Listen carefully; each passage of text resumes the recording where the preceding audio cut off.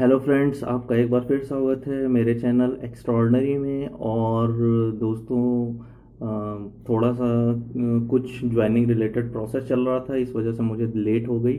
तो मैं कोशिश करूँगा कि आप लोग का जल्दी जल्दी ये तीन चीज़ बची हुई है। एक ईवीएस है, दूसरा इकोनॉमिक्स है और तीसरा साइंस है। इन तीनों के जो 2019 से 2014 तक के पेपर्स हैं उन सबको सॉल्व करके डाल दूँ। तो आज हम लोग सबसे पहले ईवीएस का स्टार्ट करेंगे और ईवीएस में हम लोग तीन पेपर आज डिस्कस करेंगे, 19, 18, 17 का। सो पेन और पेपर ले लीजिए एंड लेट वी स्टार्ट। तो let we start solving EVS papers. तो सबसे पहले हम लोग क्या करते हैं, अपने टेलीग्राम ग्रुप में जाते हैं। टेलीग्राम ग्रुप में हम लोग का ओपन है ये एक्स्ट्रॉर्डनरी यहाँ पर, और लैंडस्केप मोड में आ जाते हैं और हम स्टार्ट करते हैं पेपर से अपने। सबसे पहले 2019 पेपर, ठीक है। 2019 पेपर में सबसे पहला क्वेश्चन देखिए क्या है। इकोसिस्टम के संबंध में निम्नलिखित में से क्या सत्य है। सबसे पहले इकोसिस्टम को समझिए। इकोसिस्टम होता क्या है। इकोसिस्टम का मतलब ये होता है कि जहाँ पर लिविंग बीइंग और उसका जो इन्वायरमेंट है, ये दोनों साथ साथ एग्जिस्ट कर रहे हों। जैसे मैं आपको एक एग्जांपल देता हूँ कि जैसे यहाँ पर हम लोग रह रहे हैं और यहाँ पर क्या है, यहाँ पर हवा है। हवा के बिना हम लोग जी नहीं सकते, यानी हम लिविंग बीइंग है और हमारे चारों ओर जो एयर है वो इन्वायरमेंट है। अभी हम केवल एक कंपोनेंट की बात कर रहे हैं, तो इस पूरे सिस्टम को ही इकोसिस्टम हम लोग कह सकते हैं, ठीक। अब देखिए, इकोसिस्टम के कुछ टर्म्स मैं बता दूं आपको। इकोसिस्टम में रहने के लिए एक, सबसे पहले क्या होता है, एक प्रोड्यूसर होता है। उसके बाद उसके ऊपर उसे कंज्यूम करने वाला जो रहता है उसे प्राइमरी कंज्यूमर कहते हैं, यानी प्राथमिक उपभोक्ता। और उसके ऊपर कंज्यूम करने वाला सेकेंडरी, उसके ऊपर तीसरा, उसके ऊपर चौथा, ठीक है। मतलब इस तरह के लेवल बने हुए रहते हैं। तो क्या होता है, सबसे पहले प्रोड्यूसर क्या करता है, प्रोड्यूस करता है। जैसे पेड़ पौधे क्या कर रहे हैं, वो प्रोड्यूस कर रहे हैं, वो सूर्य से हीट लेते हैं और प्रोड्यूस कर रहे हैं। फूड, अपने लिए फूड बनाते हैं, फूड अपने में कुछ स्टोर होते हैं, जो स्टोर करते हैं उसे क्या करता है, प्राइमरी कंज्यूमर खाता है। अब प्राइमरी कंज्यूमर कौन है, बकरी खाती है, टिड्डा खा सकता है, गाय खाती है, तो ये प्राइमरी कंज्यूमर हो गए। प्राइमरी कंज्यूमर के बाद उन प्राइमरी कंज्यूमर को जो खाते हैं उन्हें कहते हैं सेकेंडरी कंज्यूमर, और उनको जो खाते हैं उन्हें कहते हैं टर्शरी कंज्यूमर, और उनको जो खाएंगे उन्हें कहेंगे क्वाटरनरी या चतुर्थ श्रेणी का उपभोक्ता, ठीक है। अब प्रश्न देखते हैं, प्राथमिक उपभोक्ता उत्पादक पर न्यूनतम रूप से आश्रित है। तो प्राथमिक उपभोक्ता, अब जैसे टिड्डा, ठीक है, कह रहा है उत्पादक पर न्यूनतम रूप से आश्रित है, ठीक है। उत्पादक, यहाँ पर क्या हो गया, घास। तो क्या ये न्यूनतम रूप से आश्रित है, बिल्कुल गलत। ये क्या है, ये अधिकतम आश्रित है इस पर, ठीक है। उत्पादक पर अधिकतम आश्रित है, क्योंकि अगर उत्पादक नहीं होगा तो प्राथमिक उपभोक्ता हो ही नहीं सकता। दूसरा टर्म क्या है, दूसरी चीज़ है, प्राथमिक उपभोक्ता उत्पादकों की संख्या से अधिक है। कहता है कि मान लीजिए यहाँ घास है, तो यहाँ पर जो टिड्डों की संख्या है घास की संख्या से अधिक हो सकती है, बिल्कुल नहीं हो सकती अधिक। क्योंकि अगर घास की संख्या से अधिक होगा तो ये लोग खाएंगे क्या, ये सोचिए आप। अगर आदमी की जनसंख्या जितना आप प्रोडक्शन कर रहे हैं, गेहूं चावल खाद्यान्न, उससे ज़्यादा हो जाएगी तो लोग खाएंगे क्या, सोचिए। तीसरा क्या, उत्पादक प्राथमिक उपभोक्ता से अधिक है, यानी उत्पादक घास जो है वो प्राथमिक उपभोक्ता से अधिक है, यानी टिड्डों से अधिक है। तो ये स्टेटमेंट क्या है, बिल्कुल सही ना। तो स्टेटमेंट सी इज करेक्ट, ठीक। द्वितीयक उपभोक्ता अधिकतम होने के साथ साथ बहुत शक्तिशाली है। तो देखिए, द्वितीयक उपभोक्ता मैंने आपको बताया, घास को खाएगा टिड्डा, टिड्डा को मान लीजिए खाएगा चूहा। तो क्या कह रहा है, द्वितीय उपभोक्ता शक्तिशाली है, तो शक्तिशाली है, लेकिन उपभोक्ता अधिकतम है। क्या ये अधिकतम होगा, क्या ये टिड्डों की संख्या से अधिक होगा, तो अगर अधिक होगा तो टिड्डे तो बचेंगे ही नहीं। तो ऐसा संभव नहीं है। इसीलिए कभी कभी जब इनको हम दिखाते हैं, इसे इकोलॉजिकल पिरामिड कहते हैं, तो उसमें देखिए सबसे नीचे सबसे बड़ा रहता है, यानी प्राइमरी प्रोड्यूसर, उसके बाद प्राइमरी कंज्यूमर, फिर सेकेंडरी कंज्यूमर, फिर टर्शरी कंज्यूमर, ठीक है। तो इसका आंसर हो गया सी। सुपोषण क्या है, अब सुपोषण टर्म पहले देख लें। जल निकाय, मान लीजिए यहाँ एक तालाब है, अब यहाँ बगल में खेती होती है, तो यहाँ पर बहुत सारे फर्टिलाइज़र आते हैं। जब पानी बरसता है तो क्या होता है, ये तालाब से कुछ पानी आ जाता है, सॉरी खेत से तालाब में आ जाता है, तो तालाब में क्या होगा, मान लीजिए यहाँ जो फर्टिलाइजर डाला होगा नाइट्रोजन फास्फोरस वो सारे तालाब में आ जाएंगे। अब तालाब में आने से क्या होगा, यहाँ पर यूट्रिफिकेशन हो जाएगा। ठीक है, यूट्रिफिकेशन हो जाएगा, और यूट्रिफिकेशन यानी सुपोषण, यानी बहुत सारे पोषक तत्व यहाँ आ जाएंगे। पोषक तत्व बहुत आने की वजह से क्या होता है कि यहाँ पर हरी हरी काई, हरी काई आप देखे हैं ना, इसको हम लोग काई जिसे कहते हैं लाइकेन, ठीक है, वो क्या होगी, पूरी सरफेस पर जमा होने लगेगी, जिससे जो वाटर के अंदर जो डिसॉल्व्ड ऑक्सीजन है वो क्या होने लगेगी, धीरे धीरे घटने लगेगी, डिसॉल्व्ड ऑक्सीजन घटने लगेगी, क्योंकि इन काइयों को क्या चाहिए, ये भी तो अपना फूड कहीं से लेंगे, और वो डिसॉल्व वो क्या करेंगे, वो उस ऑक्सीजन को लेने लगेंगे, जिसकी वजह से अंदर जो मछलियां रहेंगी या और भी जो प्राणी जगत है वो धीरे धीरे खत्म होने लगेगा। तो सुपोषण में जल निकाय में पोषण तत्व तो संवर्धन की घटना है, बिल्कुल सही। और जल में घुलित ऑक्सीजन वो क्या होने लगता है, कम होने लगता है, दोनों सही स्टेटमेंट है। नेक्स्ट, मानव गतिविधियों से परिवर्तित पर्यावरण क्या कहलाता है, तो मानव गतिविधियों से परिवर्तित पर्यावरण को एंथ्रोपोजेनिक पर्यावरण कहते हैं। निम्नलिखित कथनों में से कौन सा सत्य नहीं है, क्या सत्य नहीं है, भूमध्य रेखा से ध्रुवों की ओर जाति विविधता, ठीक है, आप देखिए यहाँ जाति विविधता आ गई। ठीक, जाति विविधता क्या होती है पहले ये समझ लीजिए। देखिए, ये हमारी पृथ्वी है, ये भूमध्य रेखा है, इसके ऊपर जाएंगे तो इधर हमारा ध्रुव मिलेगा, उत्तरी ध्रुव, इधर दक्षिणी ध्रुव। ठीक, और इसके बीच में आप देखेंगे, इसे यहाँ पर उष्ण कटिबंधीय क्षेत्र है, यहाँ पर शीतोष्ण कटिबंधीय क्षेत्र है, सर उष्ण और शीतोष्ण मिक्स है, और ऊपर शीतोष्ण कटिबंधीय क्षेत्र है। तो आप देखेंगे कि जैसे जैसे आप ये जो इक्वेटर यानी जो भूमध्य रेखा है, यहाँ पर आप देखेंगे कि यहाँ जैव विविधता बहुत अधिक पाई जाती है, क्योंकि बहुत अधिक बरसात होती है और सूरज की किरणें सीधे पड़ती है, जिसकी वजह से बहुत सारे पेड़ पौधे होते हैं और जैव विविधता अधिक होती है। और जैसे जैसे हम ध्रुवों की ओर जाएंगे तो जैव विविधता कम होती जाती है, क्योंकि टेम्परेचर घटता जाता है और बहुत न्यूनतम टेम्परेचर में बहुत कम ही जीव पेड़ पौधे सर्वाइव कर पाते हैं। तो भूमध्य रेखा से ध्रुवों की ओर जाति विविधता में वृद्धि होती है, बिल्कुल वृद्धि नहीं होती। उष्ण कटिबंध शीतोष्ण क्षेत्र की अपेक्षा अधिक जातियों को आश्रय देता है, तो ये स्टेटमेंट बिल्कुल सही है। विशालतम जैव विविधता अमेजन वर्षा वनों में पाया जाता है, देखिए वर्षा वनों में सर्वाधिक विविधता। और जाति विविधता शीतोष्ण क्षेत्र से ध्रुवों की ओर बढ़ती जाती है, तो बिल्कुल सही है। तो आपका स्टेटमेंट हो गया कौन सा, कौन सा सत्य नहीं है, भूमध्य रेखा से ध्रुव की ओर जाति विविधता में वृद्धि होती है। ठीक है, निम्नलिखित में से वायु प्रदूषण का जैविक सूचक किसे कहा गया है, लाइकेंस को कहा गया है। ठीक, लाइकेंस क्या होते हैं, ये फंजी और एल्गी से मिलकर बने हुए हैं। फंजी और एल्गी, देखिए ये बिल्कुल नेचर के अजीब से प्राणी हैं। ठीक है, ये क्या करते हैं, ये पेड़ पौधों की श्रेणी में नहीं आते हैं।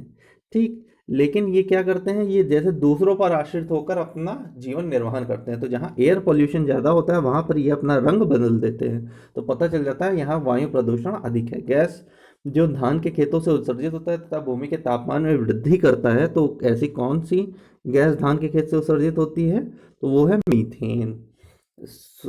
अंतर्राष्ट्रीय सौर संगठन का सचिवालय कहाँ पर है, सचिवालय है गुरुग्राम हरियाणा में।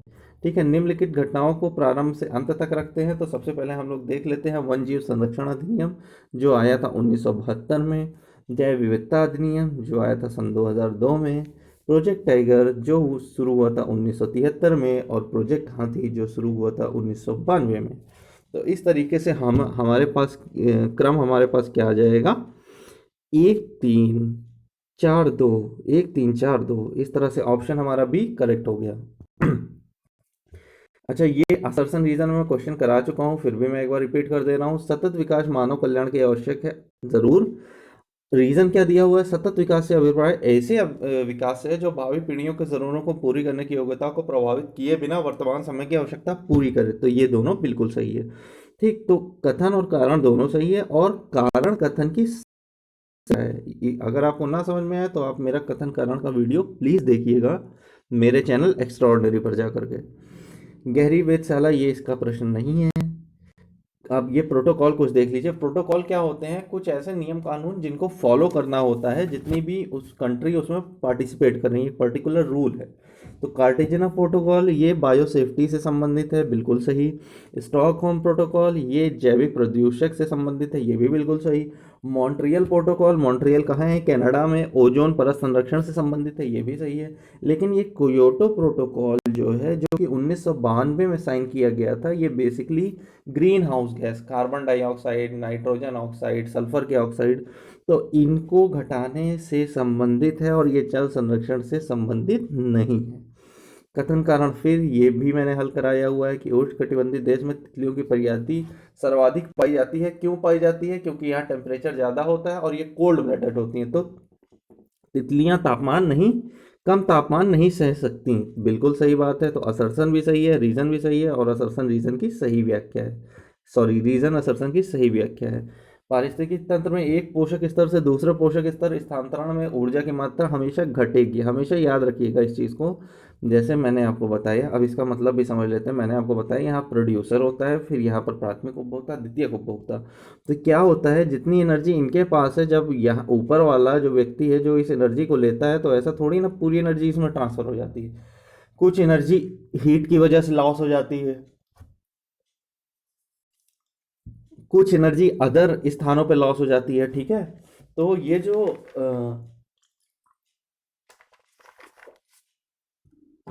आपका ये है ऊर्जा, एक पोषक स्तर से दूसरे पोषक स्तर तक जाते हुए घटती चली जाती है। ठीक, निम्नलिखित में से कौन सा जैविक नाइट्रोजन का निर्धारण से संबंधित है? ठीक है, ब्लू ग्रीन एल्गी। ठीक, ये क्या है? जैविक नाइट्रोजन के निर्धारण से संबंधित है। धुआं स्मॉग आवश्यक रूप से वायुमंडल में निम्नलिखित की उपस्थिति के कारण होता है। देखिए, धुआं क्या है, स्मोक क्या है? स्मोक प्लस फॉग, यानी धूल, अरे जो स्मोक होगी, सल्फर और नाइट्रोजन के ऑक्साइड्स, और अगर फॉग उसमें मिल जाएगा, कोहरा मिल जाएगा, तो स्मोक बन जाएगा। ठीक है, तो किस वजह से होता है? नाइट्रोजन सल्फर के ऑक्साइड की वजह से। वैश्विक 500 पुरस्कार पर्यावरण संरक्षण के क्षेत्र में दिया जाता है। भारत में सबसे सर्वाधिक जैव विविधता पश्चिमी घाट में मिलता है। एसडीजी लक्ष्य पानी से जो संबंधित है, मैं फिर से बता रहा हूँ, 17 एसडीजी लक्ष्य है। याद कर डालिए, 3-4 क्वेश्चन 19 में आए, इसका मतलब एसडीजी से क्वेश्चन पूछा जाएगा। ठीक है, एसडीजी 6। समृद्धि की सीमा, देखिए क्लब ऑफ रोम एक ऐसा मीटिंग हुआ था। अब ये क्वेश्चन यही समझ के चलिए कि ये नहीं करने वाला ही है, क्योंकि करेंगे तो निगेटिव जरूर हो जाएगा। ठीक है, तो समृद्धि की सीमा, इसमें क्लब ऑफ रोम एक बैठक हुई थी, उसके अंतर्गत समृद्धि की सीमा के संबंध में बात की गई थी। तो इस तरीके से हमारा ये पेपर ख़त्म होता है और उसके बाद हम लोग नेक्स्ट पेपर की ओर बढ़ते हैं, जो कि हमारा है 2018 का पेपर। 2018 के पेपर में हम लोग आ गए हैं, कहाँ पर? हम लोग आ गए हैं, हाँ, Indian state of forest report. ठीक है, कभी 2 साल पर भी आती है, 1 साल पर भी आती है, और इसके अंतर्गत वनों का वो क्षेत्रफल, भौगोलिक क्षेत्रफल कितना था? 21.54%। देखिए, बाघ परियोजना पिछले वाले उसमें थी, और इस बार में आ गई 1972 में हुआ था। मानव जनित जीवों का, देखिए जो जीवो, ठीक है, जो इकोसिस्टम है वो मानव जनित भी हो सकता है और प्राकृतिक भी हो सकता है। मानव जनित मैं आपको बताऊं, एक्वेरियम आप देखते हैं, कई लोग अपने घर में फिश वाला एक्वेरियम रखते हैं, तो वो क्या, एक इकोसिस्टम वो बनाए हुए हैं जहाँ पर मछलियाँ हैं और जल में रह रही हैं, और उसको वो, मतलब एक आर्टिफिशियल इकोसिस्टम है। तो उसी तरह से फसली भूमि भी क्या है, एक आर्टिफिशियल इकोसिस्टम है, जिसको हम अपने तरीके से बनाते हैं और उससे अपने तरीके से हम उसकी प्रोडक्टिविटी का यूज़ करते हैं। कौन जानवर बिना पानी पिए सबसे लंबी अवधि तक रह सकता है? ये प्रश्न पढ़ते ही मुझे याद आ गया, जब मैं बस से अपने नानी के यहाँ जाता था, तो वो जो प्रश्न बेचते थे पुस्तक की, कौन सबसे बड़ा जानवर है, जो कौन ऐसा फूल है जो रोता है, जो आदमियों को खाता है, इसी तरीके का कुछ प्रश्न था। भारत का प्रथम national centre for marine biodiversity कहाँ पर है? जामनगर में है। ठीक, डाचिंगम। डाचिंगम देखिए जम्मू कश्मीर में राष्ट्रीय उद्यान है, और बेसिकली ये हांगुल या कश्मीरी स्टैग के लिए बहुत ज़्यादा प्रसिद्ध है।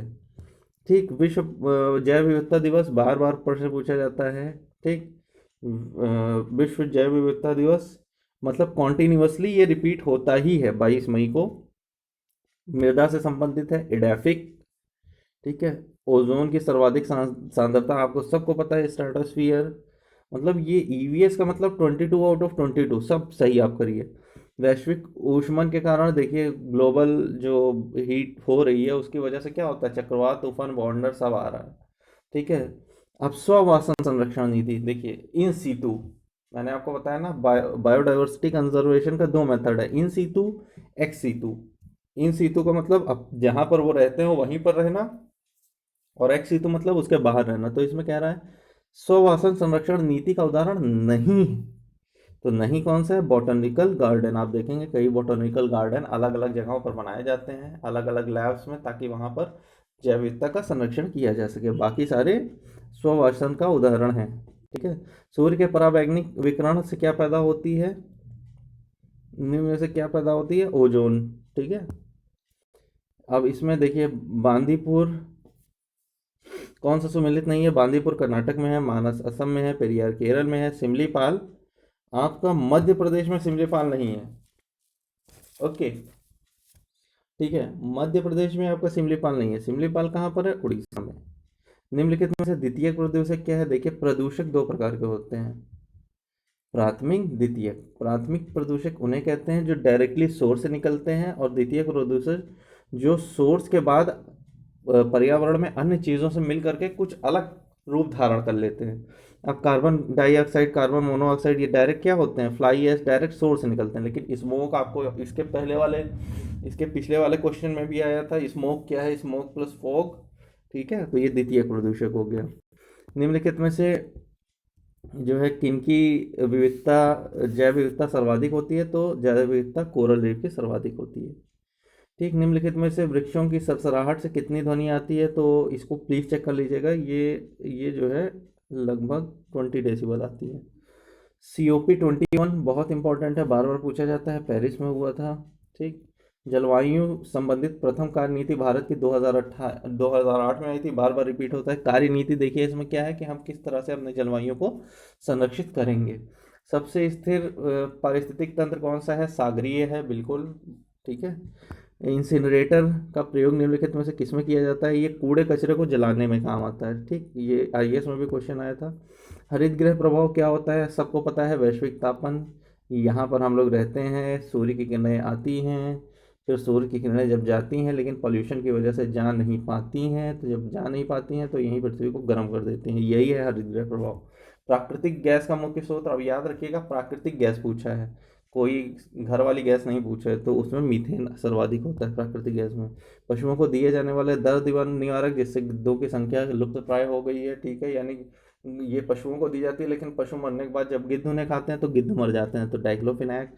निम्नलिखित में से कौन सा 2015 में सर्वाधिक CO2 उत्सर्जक था, कोई नहीं भाई, अपना चाइना है। ठीक है।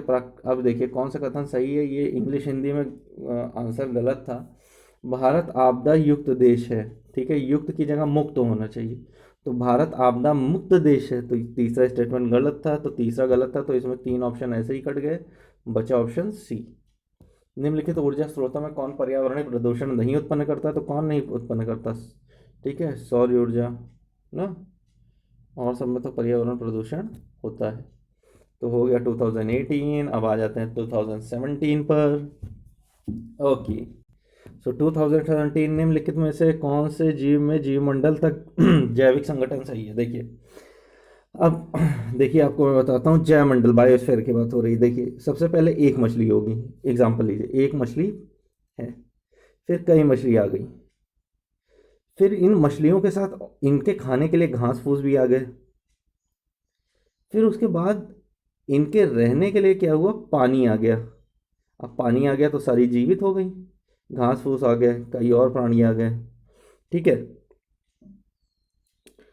अब इसके साथ हम यहाँ से ये देख रहे हैं कि पहले एक मछली थी, फिर कई मछली आ गई। जब कई मछली आ गई तो वहाँ पर क्या हो गया, जनसंख्या हो गई। ठीक, जनसंख्या, फिर उसके बाद इन्हें खाने के लिए घास आ गया, यानी इनका अब समुदाय हो गया घास। और उसके बाद पानी आ गया, तो पानी आते ही ये इकोसिस्टम बन गया। मैंने आपको बताया था ना, इकोसिस्टम यानी लिविंग और नॉन लिविंग थिंग दोनों मिल कर रहे हैं। ठीक है, तो इकोसिस्टम यानी पारिस्थितिकी तंत्र बन गया। ठीक है। और उसके बाद मान लीजिए इस तरह के कई सिस्टम आ जाए, यानी कि हम देखें कि कहीं समुद्र है तो कहीं झील है, हर जगह तो यही चीज़ होगी ना, तो उसे हम लोग क्या कहेंगे, उसे हम लोग कहेंगे बायोम।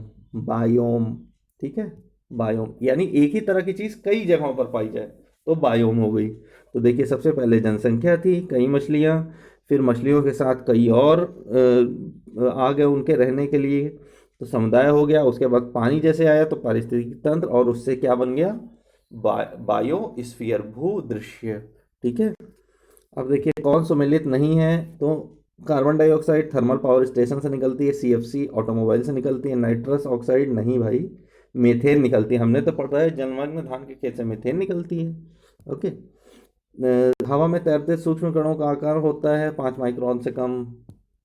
ठीक, और भारत में जलवायु परिवर्तन से सामाजिक तनाव बढ़ रहा है, बिल्कुल बढ़ रहा है भाई, बहुत गर्मी लगती है। मौसम की चरम दशा की बारंबारता एवं तीव्रता से खाद्य सुरक्षा का गंभीर प्रभाव पड़ेगा। अच्छा, सामाजिक तनाव क्यों पड़ रहा है, क्योंकि मौसम की चरम दशा की बारंबारता और तीव्रता से खाद्य सुरक्षा पर गंभीर प्रभाव पड़ेगा। तो असर्शन रीजन सही है और असर्शन रीजन की सही व्याख्या है। ठीक है, भारत में स्थापित प्रथम राष्ट्रीय उद्यान बार बार पूछता है, जिम कॉर्बेट राष्ट्रीय उद्यान। हरित गृह पर्यावरण में निम्नलिखित में से कौन सा परिवर्तन करती है, फिर वही आ गया, कार्बन डाइऑक्साइड की सांद्रता बढ़ जाती है। सतत ऊर्जा दशक ये संयुक्त राष्ट्र संघ से संबंधित है। भोपाल गैस कांड बार बार रिपीटेड, मेथिल आइसोसाइनाइड का रिसाव रिपीटेड रिपीटेड। कौन सम्मिलित नहीं है, देखिए पारा से मिनीमाटा, कैडमियम से इटाई इटाई, नाइट्रेट से ब्लू बेबी, फ्लोराइड, देखिए फ्लोराइड, देखिए फ्लोराइड से अपच नहीं होता, फ्लोराइड से दांत खराब हो जाते हैं, कई लोग के आप दांत देखेंगे आगे पीले पीले धब्बे पड़ जाते हैं। इसकी स्टार्टिंग कैसे होती है, कई लोग के दांत आप देखेंगे पहले उनकी जो सफ़ेदी है दांत की वो हल्की हल्की फेड होने लगेगी, मतलब आप देखेंगे उनका दांत अजीब सा है यार, नीचे से अजीब सा सफ़ेद टाइप का है। ठीक है, यानी फ्लोराइड का उसमें प्रॉब्लम शुरू किससे होता है, ये पानी से होता है, पानी में फ्लोराइड की मात्रा ज़्यादा होने की वजह से। प्रकृति में कार्बन डाइऑक्साइड है 0.03%। ठीक, भारत में वन संरक्षण नीति कब आई, 1980 में आई। और ये तो आप आराम से कर लेंगे, क्या है देखिए, उष्णकटिबंधीय वन। ठीक, उष्णकटिबंधीय वन शंकुधारी, अब देखिए शंकुधारी वृक्ष हमेशा पहाड़ी एरिया में होते हैं, तो हो गया हिमाचल प्रदेश। कच्छ वनस्पति हो गया सुंदरवन। तो B2C1 B2C1 B2C1 B2C1 से ये हो गया A4, उष्णकटिबंधीय वन साइलेंट वैली, और पतझड़ वन हमारा कहाँ आ जाएगा, राजस्थान में। जैव विविधता की अधिकतम संकट कहाँ पर हो, हाँ देखिए अधिकतम जैव विविधता का संकट होता है जब प्राकृतिक निवास और वनस्पतियों का विनाश होता है। ठीक है, जो बायोडाइवर्सिटी है, बायोडाइवर्सिटी मैंने आपको समझाया कि नहीं, बायोडाइवर्सिटी का मतलब होता है यानी ये एरिया है यहाँ पर बहुत सारे तरह तरह के जीव जंतु, तरह तरह के पेड़ पौधे, तरह तरह के पर्यावरण पाए जाएँ, तो ये बायोडाइवर्सिटी बहुत अधिक हो जाएगी। अब ये ख़त्म कैसे होगा, जब लोग क्या करेंगे, वो यहाँ पर बिल्डिंग बनाना चालू कर देंगे, तो जहाँ प्रकृति निवास और वनस्पति का विनाश हो वहीं सब कुछ खत्म। निम्नलिखित में कौन जैव प्रदूषण के कारक है, यार ये तो कोई भी कर लेगा, 1 2 4 1 2 4 3 को हटा दो। अत्यधिक वनोन्मूलन, तेल, ठीक है, को जीवाश्म ईंधन का प्रयोग, इन सब से खत्म हो जाएगा। कौन सा सही सम्मिलित नहीं है, देखिए फिर आ गया, नील हरी शैवाल धान के खेतों में यूज होता है, राइजोबियम लेग्यूमिनोसा मिसारस मटर में यूज होता है, एजोटोबैक्टर गेहूं में यूज होता है, और अजोला मक्का में नहीं, ये भी धान में यूज होता है, सॉरी। ठीक है, एजोला मक्का में नहीं, धान में। हम्म। निम्नलिखित में से किस पारिस्थितिकी तंत्र में पौधों का जैविक पदार्थ अधिकतम है, तो किसमें पौधों का जैविक पदार्थ अधिकतम होता है, वो उष्णकटिबंधीय वर्षा वनों में अधिकतम होता है। ठीक है, इस तरह से 2017 का हमारा पेपर यहीं पर समाप्त होता है दोस्तों, and we will meet tomorrow. तब तक के लिए जय हिंद, जय भारत।